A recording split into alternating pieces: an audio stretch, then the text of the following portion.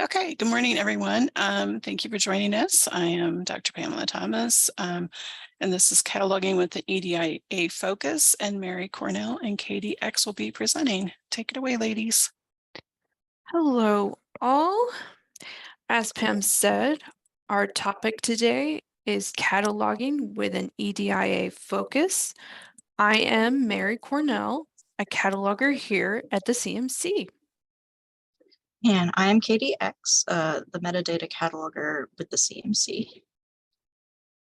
So today for our agenda, just to give an overview of it, we'll include the following topics: who we are, EDIA versus DEIA, the values of EDIA work and cataloging, what you can do at your own library, our work in EDIA cataloging, some sources of ways you can participate outside your library, and some EDIA resources that we would recommend to assist with your EDIA cataloging.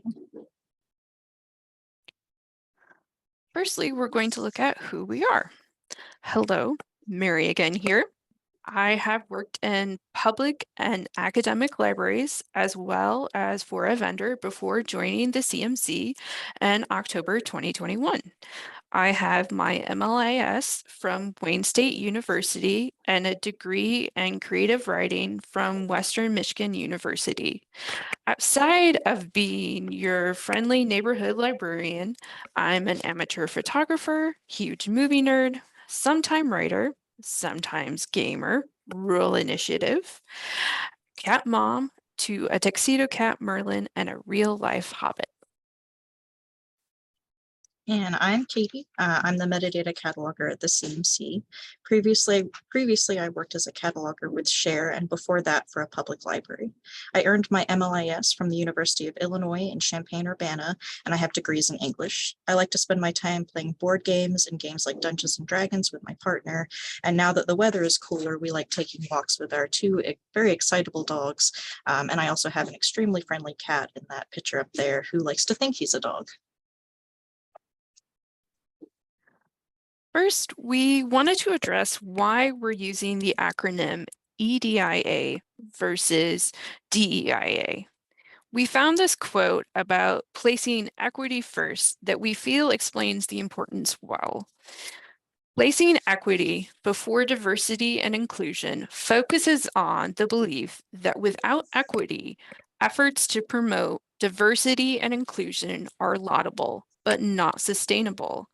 To enact equity is to provide all people with fair opportunities to attain their full potential.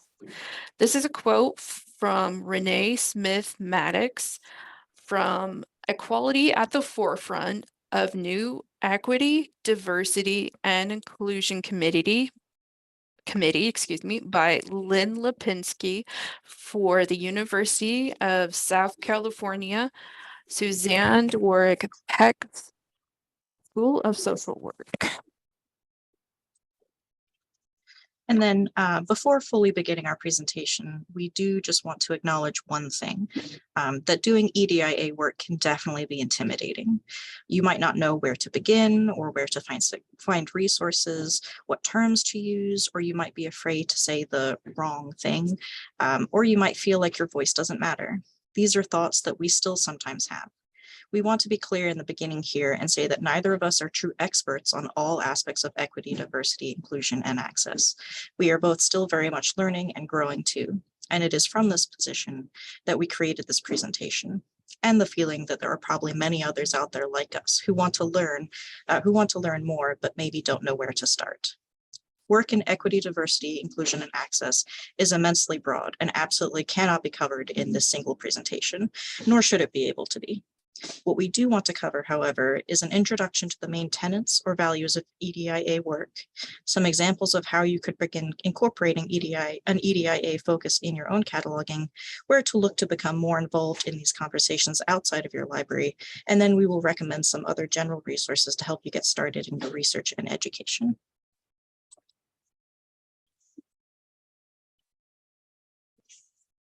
We have several points we want to share about the values of EDI work and cataloging.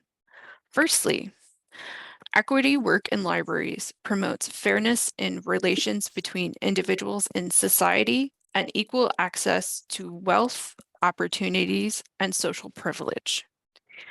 When doing the work of EDIA, we recognize that there are equity, diversity, inclusion, and accessibility issues and obstacles.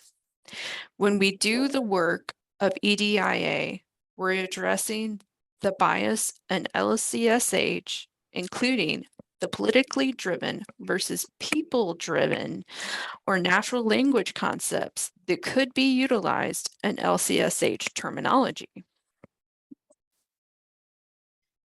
It's also often found that there's an inconsistency in the creation of subject headings, personal names and geographic names and subject headings, such as an incorrect spelling, a lack of information, and particularly with regards to non-Romanized languages.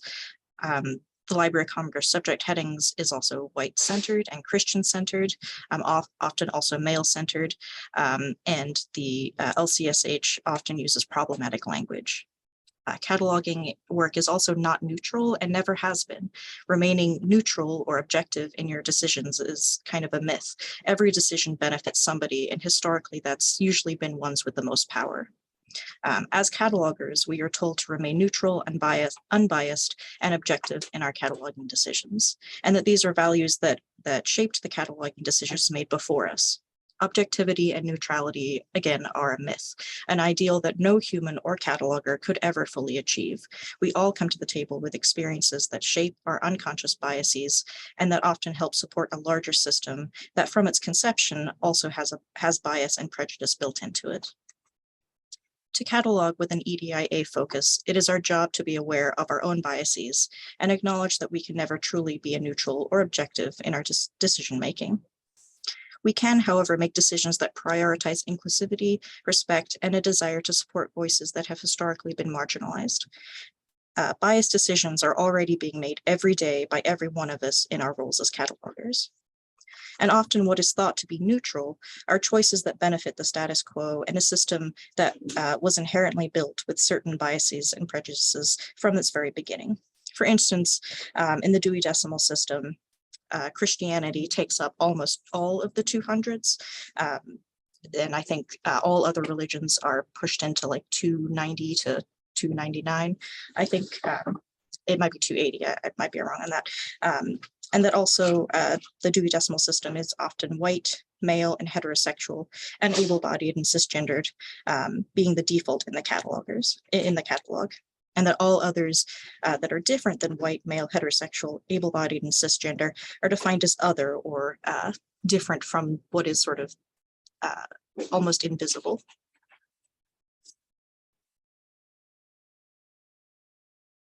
To build on Katie's last point, we're sharing a comic created by Joel Christian Gill that talks about Melvin Dewey and how the origins of Dewey Decimal were, and how the system still based on those origins are racist. We have the source for this comic in full at the end of our presentation. Now we'd like to offer some suggestions about what you can do at your library. First and foremost, you can create local headings or find local headings from other thesauri to replace outdated or harmful headings in LCSH. Consider terminology such as the Hormosaurus or mesh, etc. You can run a collection diversity audit. This is a count or percentage of titles in your collection that are made up of non-dominant voices. The material should reflect the diversity of your community and the country. But why should you run an audit? The industry of publishing is not set up to do the work for librarians. A webinar by Indiana librarian Kimberly Poe goes into this at length, and we would highly recommend that. By doing this work, libraries are working toward inclusivity. You can talk with your vendor about local authority record updates via a profile. If you buy vendor items, you can have a vendor update local authority records. Create an in-house EDIA group to talk about problematic headings or classifications you may have come across in your work, say LCSH headings, and create local headings to replace them. And lastly, create local authority records. There may be times where you have authors, creators, etc. that are local that you have a relationship with as a library or local knowledge of, and can maintain their record locally in a manner that fits your library's needs. If you can maintain your authority files locally, this is an option. Another option is you can create an in-house EDIA group focused on reading articles or books, watching documentaries, and discussing the concepts and values presented by other scholars and practitioners in the field. You can also review the classification system you use, whether that's Dewey, Library of Congress, or a different system, and work towards addressing some of the structural issues embedded in those systems. For instance, in the Library of Congress classification system, the NX cutter, you could change to a BX so that the collection is searchable under Black as opposed to Negro. Also, all works about art of Indigenous peoples of America are currently shelved under history as opposed to other art books. So moving those works about modern Indigenous art to be included with the regular art books might also be a good idea. Those are just some sort of structural issues that are built into Library of Congress or Dewey. You can also consider an alternative classification system as well. Sorry, went forward too fast. And then you can also think like a user. You can use more natural language in your catalog, terms that users are more likely to search for. And then also you can work to update bibliographic records and item labels when an author or creator's name changes, and remove references, especially to dead names in your records. And then in our work in EDIA cataloging at IHLS, in March of 2021, former metadata cataloger Aaron Rose, and at the time CMC cataloger Heidi Margold, who later became the metadata cataloger as well, founded the Ethics and Cataloging group for the internal IHLS catalogers. So that would be Share and the CMC, with the goal of creating a monthly discussion group designed to help anyone interested gain a better understanding of EDIA related conversations and issues pertaining to cataloging and library services. A group member will propose a related article, a documentary, or other resource for the group to familiarize themselves with. And then they meet to discuss the work and how the practices and values introduced could possibly be adopted or adapted by IHLS catalogers. Mary and myself are currently the co-chairs of this committee, although with me leaving, Anna Weekend will now be taking my place. Thus far, the committee has met to discuss different articles, documentaries, or ethics statements. Throughout our time together, we strive to foster an open, welcoming, and non-judgmental environment that recognizes everyone is in the process of learning, and that very much includes ourselves as well.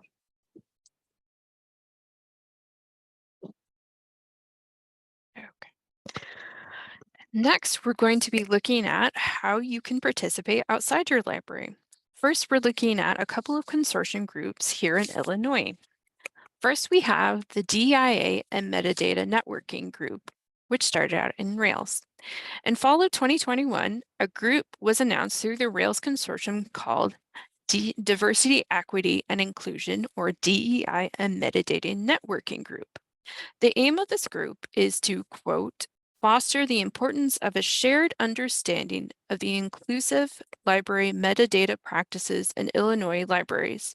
This group will also provide advice and support for Illinois libraries to create and maintain more equitable, diverse, and inclusive metadata content, end quote. There are 4 work groups, including LGBTQ+, immigration, disabilities and accessibility, and Native American subject headings. All groups are still actively looking for members.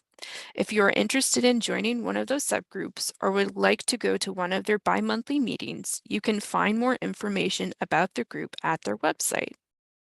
Katie and I are both currently members of the networking group, working with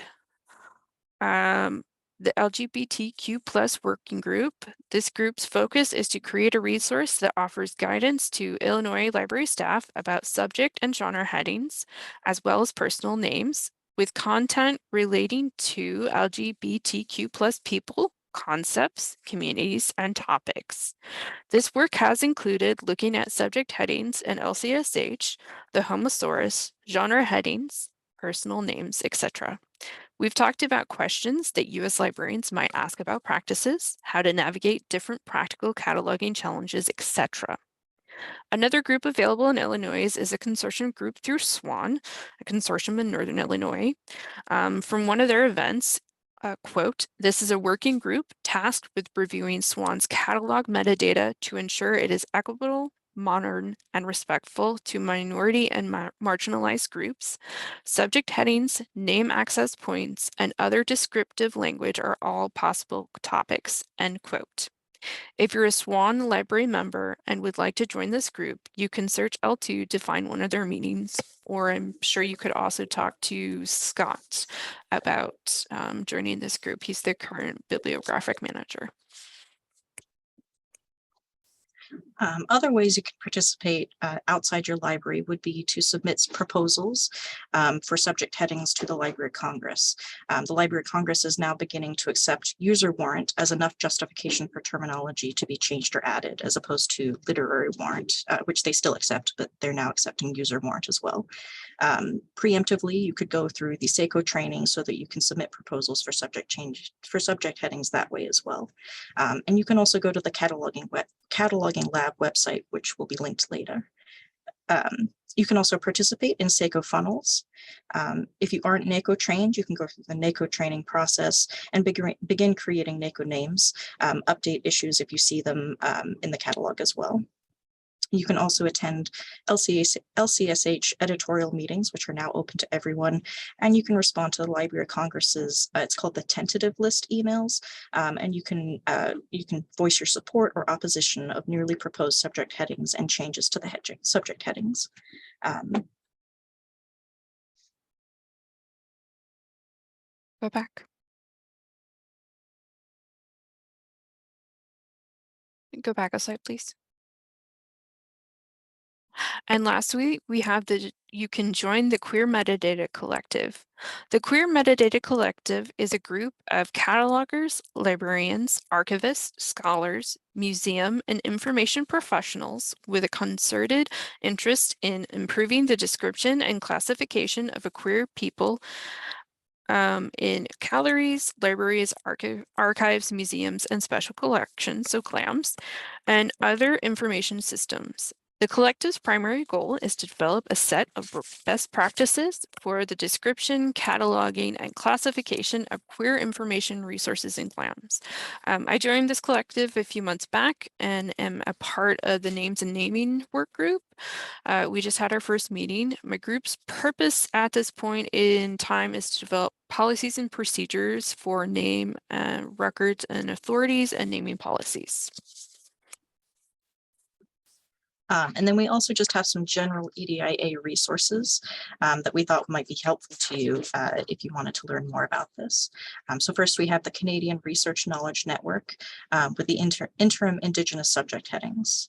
The Canadian Research Knowledge Network are stewards of the Canadian collection, which includes a collection of 60 million digitized items.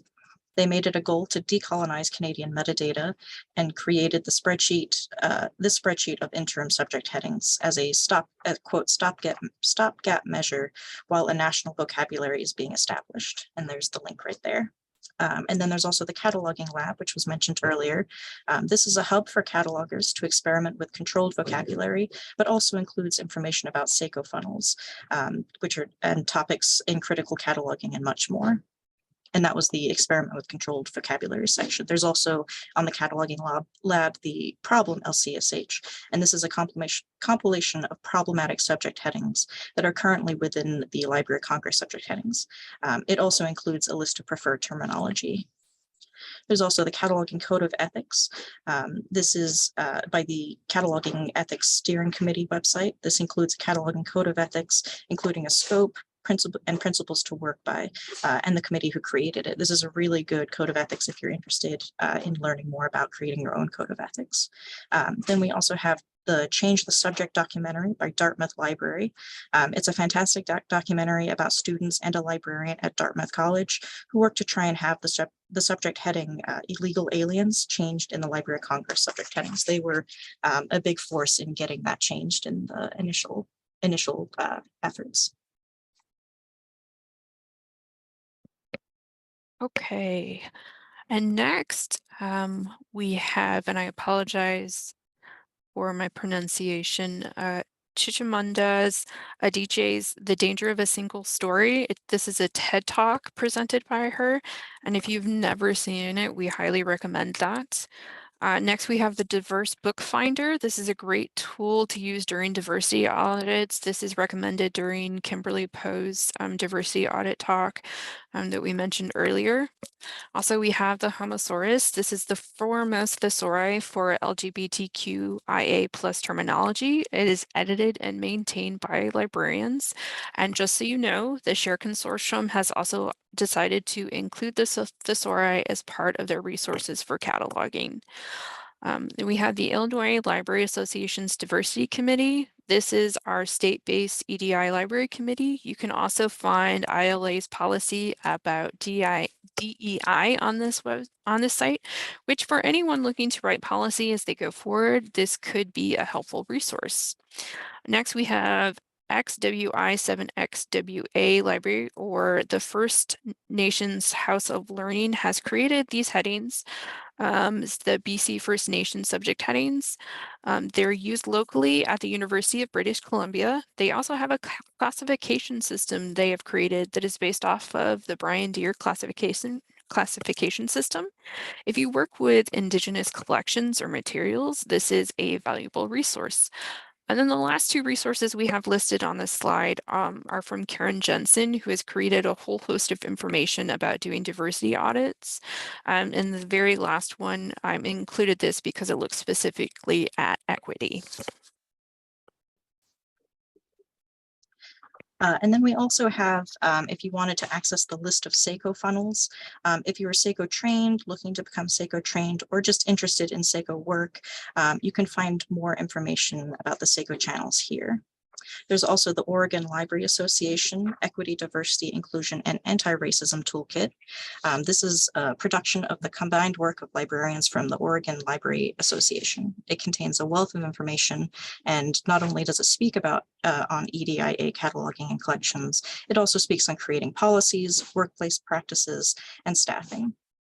Then we have the Kimberly Powell Kim's Diversity Audit Template, which the Excel download is right there. This is a spreadsheet template for a diversity audit if anyone is interested. Indiana librarian Kimberly Powell created this, and her fantastic website that also includes this is in our sources. And then lastly, we have the QueerMetadata Collective. Quote, the collective's primary goal was to develop a set of best practices for the description and classification of trans and gender diverse information resources. This report has now been released. End quote. The collective's report includes how to use existing LCSH, how to address gaps within LCSH, and how to handle name authority records and more. And then we also have, these are the resources we used when creating this presentation. So before there were resources that we just thought might be useful, these are also additional resources, just sort of our works cited page. And these slides will be available. They're currently available without the notes, but after the presentation, we will upload them with the notes as well. And then if you have any questions, this is who is on the call today. And I will stop sharing my screen. I can't see the questions right now, but I'll be able to in just a second. I think Pam already answered everything so far, but we will wait for more questions in case anyone has anything else. Yes, thanks, Katie and Mary. And I also provided a link to the DDC 200s, and it's 290 to 299 that are for other religions. So yes, you're correct. I thought it was 290, but then I had a second guess of maybe it was 280 and I misspoke. So I knew it was either 10 or 20 places in the Dewey Decimal System that were sort of given to other religions. Okay. Yeah, not very So, much. Anne, I see your question. So the cataloging lab's problematic subject headings would be a great resource for that, and that is included in our presentation. They have a lot of those problematic subject headings that we talk about, and then it also has suggested replacement. Kim's audit is broken. Okay, I will fix that because I have all those original links, RBJ. But yeah, and so the cataloging lab has a really great resource for those problematic subject headings. And for the recording, I'm going to read Anne's question. So it says, do you know of a list of books that had problematic subject heading summaries, et cetera, that have been updated on OCLC? And that might help us come through our catalog. So thanks for that answer, Mary. And then Mary says, Mary Byrne says, this was so helpful. Thank you so much for highlighting all of these resources. Ellen, can you tell me where missing a dash between to and inclusion is? That would be really helpful. Thank you. Yeah, it's for Kimberly Powell's article. Oh, okay. Yeah, see that little, Okay. yeah, that's what it is. Okay. Okay, I will look into that. Thank you. So yes, everybody, you should be able to unmute yourself and ask a question if you want to. If you're not in an environment to do that, then feel free to use the chat for your questions.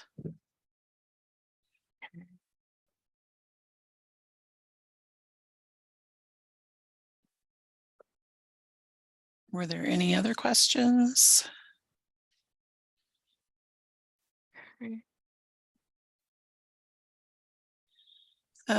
Blake said, really great set of resources. As a question to both presenters, is there something that you encountered as a librarian that originally got you interested in EDIA? That's a great question, Blake. That is a great question.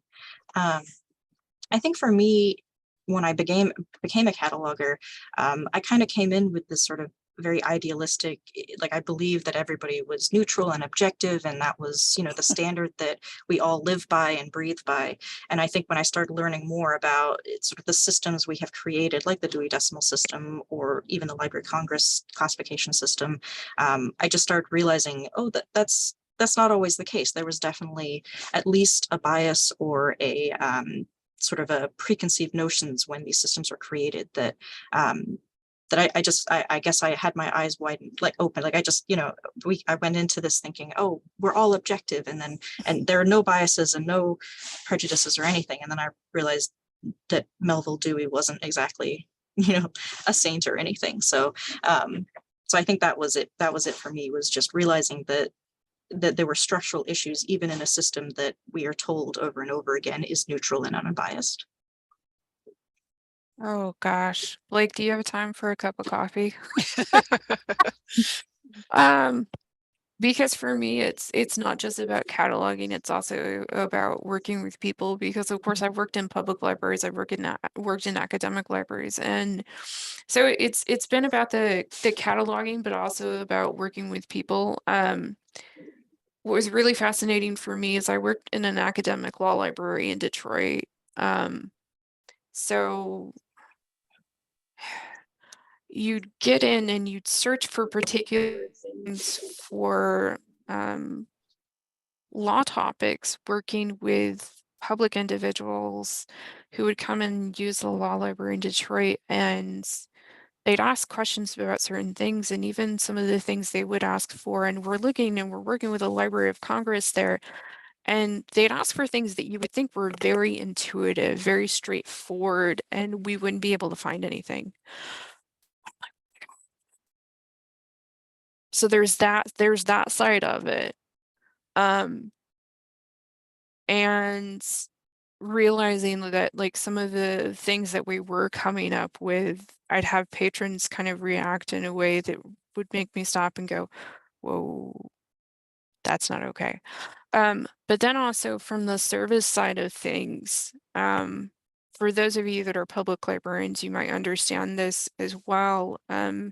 when you're working in an academic library, first and foremost, your job is considered to serve the staff and students, but we were right across the street from the Detroit Public Library, and sometimes the main branch of the Detroit Public Library wasn't open.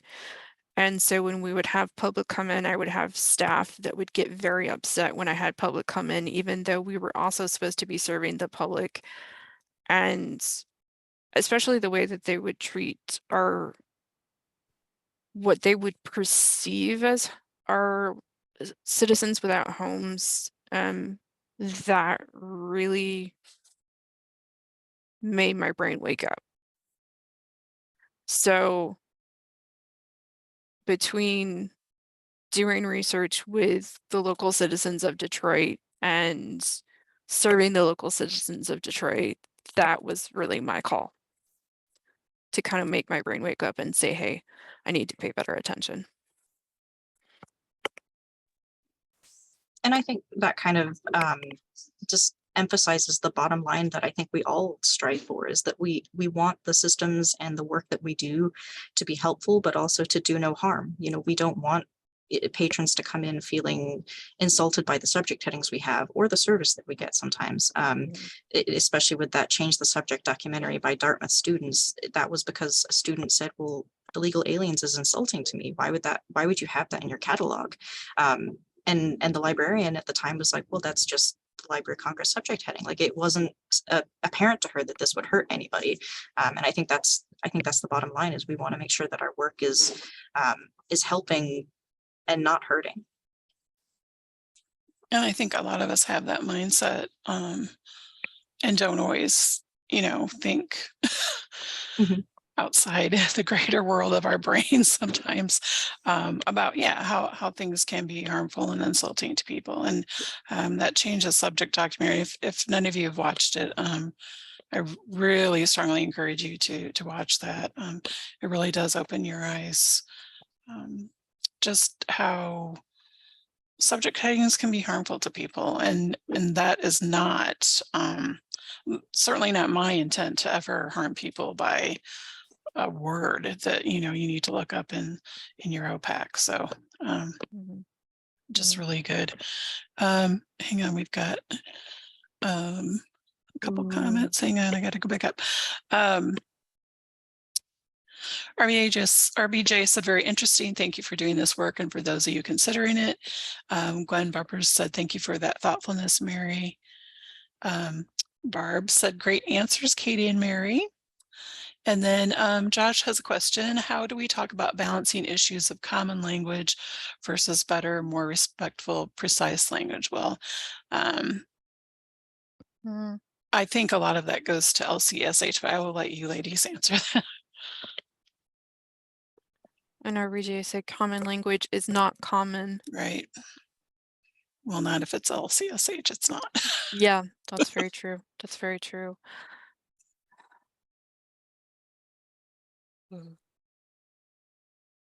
And here's that sticky wicket. I What think was the new warrant that you mentioned, Katie? Not the literary warrant, but the word user warrant. User warrant. I think maybe that could be, And I think I think we do still have to look to LCSH in many ways, at least as sort of the preeminent example of what we're supposed to be using, even if we choose not to use it. I think the big challenge is making sure that our vocabulary is modern and has been chosen by a group of people. Like, I don't think one person should ever get to say, this is the word we use. We need to be including many voices in the creation and construction of a vocabulary. And I think we need to routinely reevaluate what words we're using, because what's not offensive right now could be offensive in 10 years. And we have to accept that happens, that it, just because it's not offensive now doesn't mean it won't be offensive later, or hurtful, or damaging. So I think we just have to accept that language does change. The Library of Congress doesn't move fast, but it does need to move, and that has to be something it builds into it, sort of the way it does things. I think is that it has to expect to change and respectful. Yes, yeah. And I also want to say, I think it's important for us as librarians to stop and check ourselves sometimes, because while we might think we understand the answer to something, we don't know everything. We never will. What? And this comes to mind because when I went to ILA, I went to 2 different sessions about diversity audits, and how both of those sessions addressed diversity audits was a little different. And I won't say that's necessarily bad, but I will say the information that I got, because it was different, it caused me to research and go in and say, well, why did they address language this way versus this session address language that way? And I learned things by doing that research and taking the time to educate myself. And that is such an important part of, doing this work, is being willing to continually educate yourself and learn more, because we'll never know everything. We'll never know it all. Are you sure? No, I agree. Positives. No, and I don't think we need to know everything, but yeah, just keeping an open mind. And like I said, being respectful and just trying to use some language that everybody understands would be a beautiful thing. Okay, I really also, good questions. Oh, go ahead. sorry, just to kind of speak more to RBJ's comment, I also think we need to recognize that when we are using terms or words from a different culture, from a different language, we use their words and terms. We don't have to anglicize it, because English doesn't necessarily have to be the default in many ways. So especially, I watched a webinar, I can't remember her name and I'm so sorry, but there is an Arabic cataloger who did a bunch of work on Arabic subject headings, and many of them got anglicized, which were misspellings or completely different words. And so I think we need to recognize that It was social justice in cataloging. Yes, yeah. But yeah, I think we need to recognize that common doesn't have to mean one thing. It can mean many different things for different people, and coming from different people too. That is also one of our sources. So if you want to watch that webinar, please feel free. It's awesome. Okay, really good question so far. Does anybody else have any? And again, if you're in an environment where you can unmute yourself, please feel free to do that. Otherwise, you can continue using the chat to post a question. And we're always looking for topics for FY 2024. So if you have any, there's also in L2 an evaluation form. I promise it's very short, but if many of you, more than 1 or 2, could fill it out, that'd be greatly appreciated. And you just have to email it to me, and my email address is on the Word doc. Trying to figure out a better, easier way to do that. But until then, this is a way we're evaluating our presentations.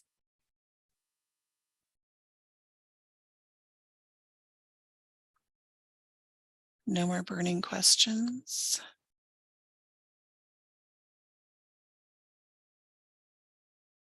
Okay, if not, just a reminder, December 8th is our next Online with the CMC. And again, it's Oh Brother Part 2, what to do with the 024, 028, and 588 fields for video cassettes and kits. And Eric McKinney will be presenting. Erica says, thank you for this presentation. Much to think about. Yeah, I agree. Okay, I'm going to stop the recordings. Give me a second. And thank you for everybody for joining us today. We really appreciate